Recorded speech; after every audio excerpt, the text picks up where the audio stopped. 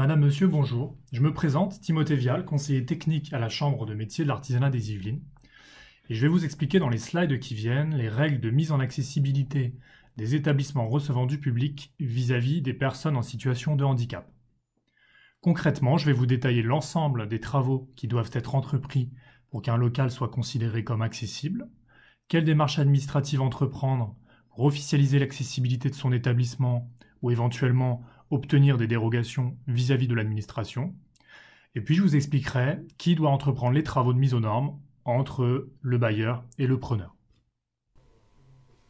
Un établissement est considéré comme accessible à partir du moment où la clientèle peut bénéficier de l'ensemble des prestations proposées au sein du commerce, quel que soit son handicap.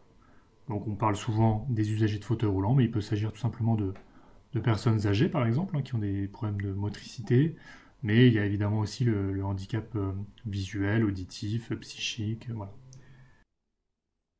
Alors, on estime que 80% des handicaps sont invisibles. Mais en réalité, ça concerne environ 10 millions de Français, ça fait donc un peu plus d'une personne sur 5, et si on regarde tout simplement la pyramide des âges et une projection à 2060, on constate que la population française vieillit considérablement, et ça signifie que mettre en accessibilité un local vis-à-vis des personnes en situation de handicap, c'est en réalité améliorer l'accès de cet établissement à tous. Alors quels établissements vont être concernés? Il s'agit de tous les établissements qui reçoivent du public, quelle que soit la ville d'implantation, quelle que soit la nature du bâtiment. Cela signifie que vous pouvez être installé à Versailles dans un bâtiment du 17e, il faudra tout de même engager des démarches de mise en accessibilité. Logiquement, il vous sera probablement interdit d'intervenir à l'extérieur du bâtiment, mais un certain nombre d'aménagements intérieurs devront tout de même être réalisés. La seule exception va concerner les personnes qui accueillent de la clientèle au sein d'un domicile. En fait, dès lors que les clients doivent traverser des pièces de l'habitation pour se rendre au sein de l'espace où va être rendue une prestation, on considère que l'on se trouve dans un domicile privé, malgré cette prestation, et donc qu'il n'y a rien à entreprendre.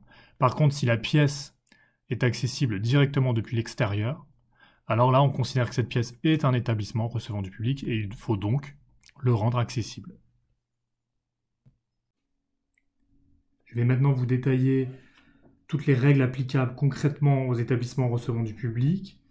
Donc, si on commence par le stationnement, dès lors qu'une place est mise à disposition de la clientèle, il faut la rendre accessible. Pour cela, elle doit faire 5 mètres de profondeur sur 3 mètres 30 de large. Il doit y avoir un marquage au sol et un marquage vertical également. Contrairement à ce que vous voyez sur la photo, le petit passage piéton et le fauteuil sur fond bleu, étonnamment, ne sont pas obligatoires. Par contre, les fauteuils blancs qui débordent de la place et le panneau vertical sont obligatoires. Ensuite, si on poursuit le cheminement vers le commerce, il va falloir éviter tous les ressauts de plus de 2 cm qui sont interdits. Et tous les ressauts jusqu'à 4 cm vont devoir être traités par des petites pentes douces de 33% maximum. Ça signifie pour une hauteur de 4 cm, une pente de 12 cm de profondeur.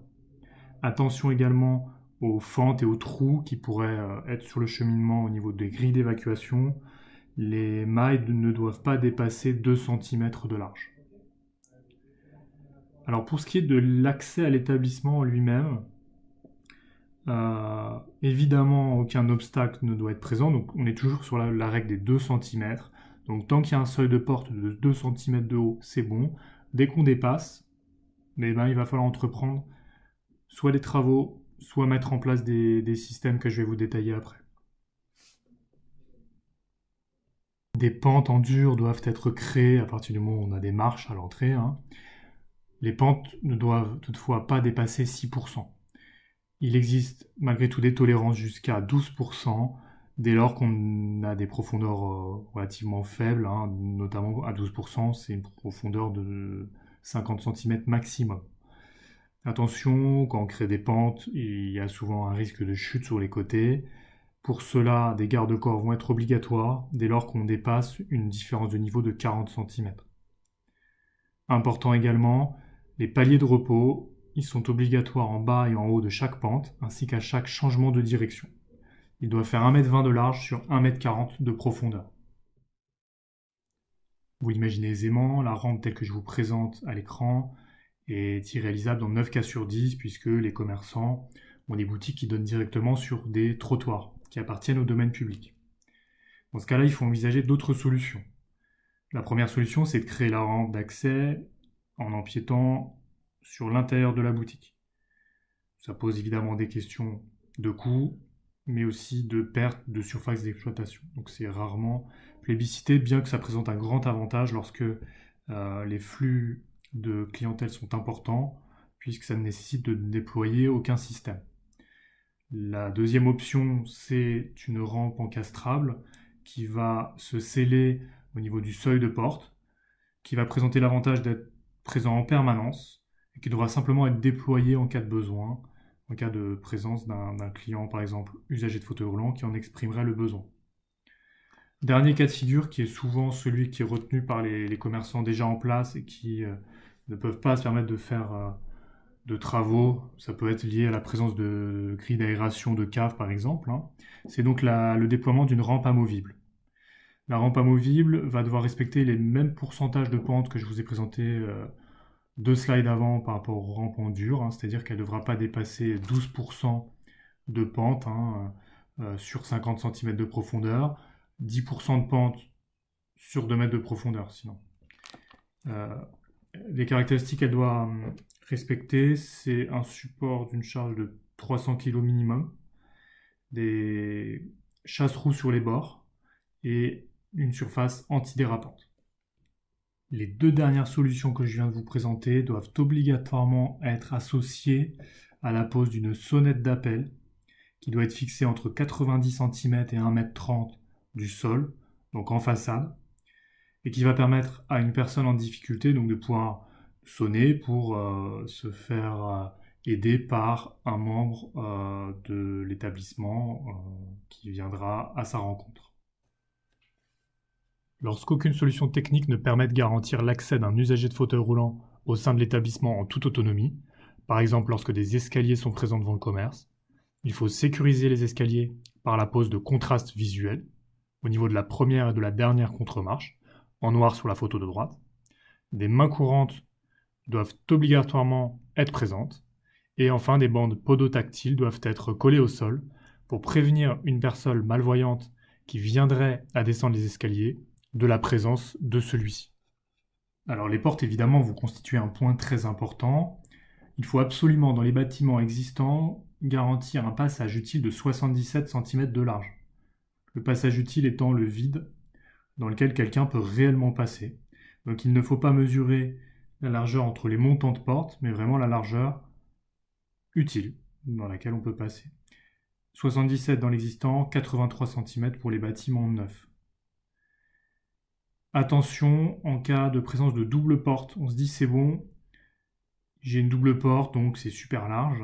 Attention, la réglementation demande à ce que l'on ait les 77 cm de passage utile sur un seul battant. C'est-à-dire que si vous avez 2 battants qui offrent chacun un passage utile de 60 cm, ce n'est pas bon. Certes, quand on ouvre les 2 battants, vous êtes à 120, mais on ne regarde qu'un seul battant puisqu'on va considérer qu'un fauteuil roulant va tout seul pouvoir n'en ouvrir qu'un seul. Voilà. En cas de présence de baie vitrée, pour éviter le heurt de clients contre la baie, il faut absolument poser des bandes d'éveil à la vigilance à 1,10 m et 1,60 m de hauteur. Il peut s'agir de bandes achetées dans le commerce, comme tout autre élément de décoration. À l'intérieur des établissements, les couloirs doivent faire 120 cm de large minimum, voire 140 cm pour les constructions neuves. En cas de rétrécissement ponctuel, on a dans les bâtiments existants une tolérance à 80 cm de large et dans les bâtiments neufs à 120 cm. Et ce que vous voyez à droite représente l'espace nécessaire à un usager de fauteuil roulant pour effectuer un demi-tour. Il va être obligatoire devant le comptoir-caisse de la boutique, tout comme dans les sanitaires ou les cabines d'essayage. Au niveau de l'espace d'accueil ou du comptoir-caisse, pour Les personnes de petite taille ou toujours les usagers de fauteuil roulant, il faut absolument une partie surbaissée de 30 cm de profondeur, 60 cm de large et qui permettent donc de glisser ses genoux en dessous.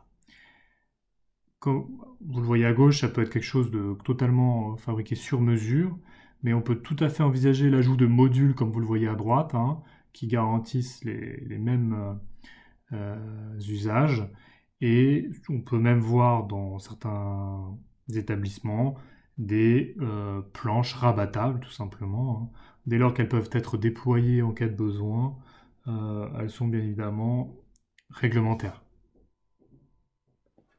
En cas de présence de cabine d'essayage, il en faut au moins une qui présente les caractéristiques projetées à l'écran, à savoir le fameux cercle de giration d'1,50 m que je vous ai présenté 2 slides avant.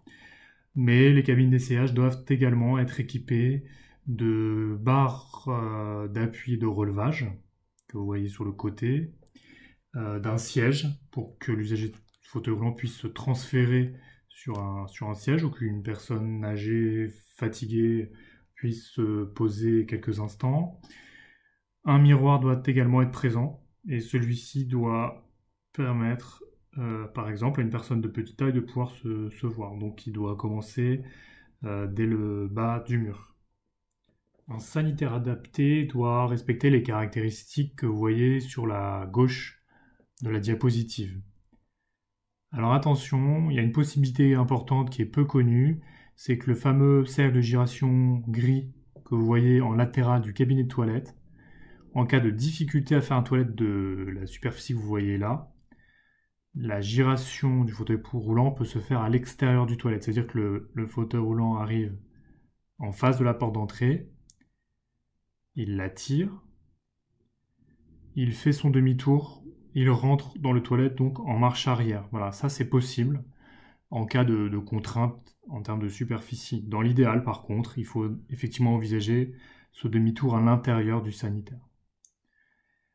Concrètement, on a des barres d'appui de relevage nécessaires comme dans la cabine d'essayage.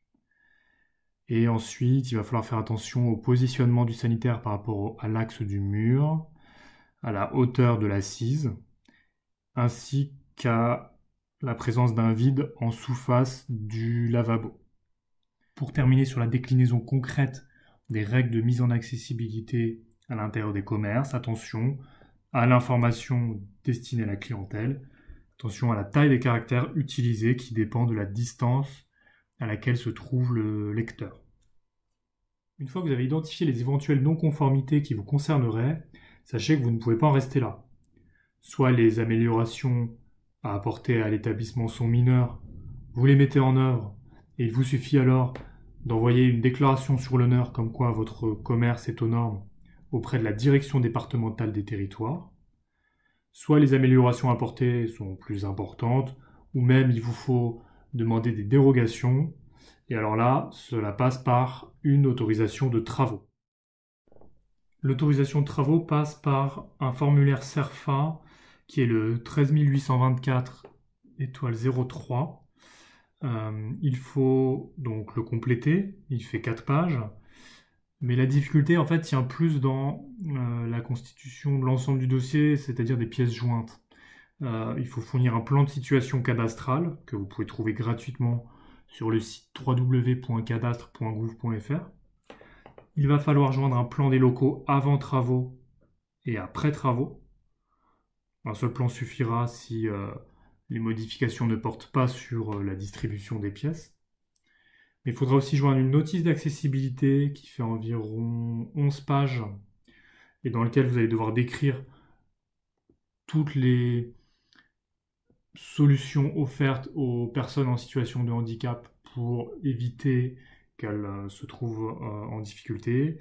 Et il faudra aussi fournir une notice de sécurité qui garantira à votre mairie d'implantation que tout ce qui est mis en œuvre ne nuit pas à la bonne évacuation des personnes en cas d'incendie ou de panique. Le dossier que je viens de vous présenter doit également être utilisé en cas de demande de dérogation. C'est-à-dire que même s'il n'y a pas vraiment de travaux prévus, il faut malgré tout faire une demande de modification d'un établissement recevant du public. Et en fait, au sein de la notice d'accessibilité que je viens d'évoquer, vous allez devoir en page 11 formuler votre demande de dérogation et la justifier selon les 3 cas de figure que vous voyez à l'écran.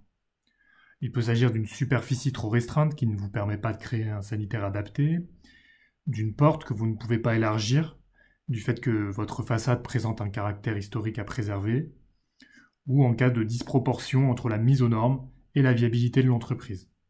Dans les 3 cas, il vous faut apporter des éléments de preuve. Parfois, des photos vont suffire, mais il faudra privilégier les rapports de bureau d'études techniques ou l'avis de l'architecte des bâtiments de France pour le second cas. Enfin, pour la disproportion économique, il faudra absolument joindre le devis des travaux que vous êtes censé réaliser, accompagné de vos 3 dernières liasses fiscales. Alors il est important de se poser la question maintenant de la responsabilité des travaux, qui est du bailleur ou du preneur à la charge, donc il se doit d'exécuter les travaux qui parfois peuvent engendrer des dépenses importantes. Alors en fait, il faut savoir que par défaut, ces travaux-là sont à la charge du propriétaire des murs, sauf stipulation contraire. Et c'est là où, bien souvent, sur les baux récents, les propriétaires mettent ces travaux-là à la charge des locataires, par exemple avec l'usage de la phrase que vous voyez à l'écran. Il faut savoir que la phrase doit être précise. S'il est juste indiqué que le propriétaire aura la charge des travaux d'étanchéité et le locataire devra s'occuper de tout le reste, c'est pas suffisant. Il faut vraiment qu'on puisse lire les travaux imposés par l'administration ou l'autorité administrative. Là, oui, c'est à la charge du preneur, mais si c'est plus flou que ça, vous pouvez vous tourner vers un avocat pour essayer de faire en sorte que le propriétaire soit tenu d'exécuter ses travaux.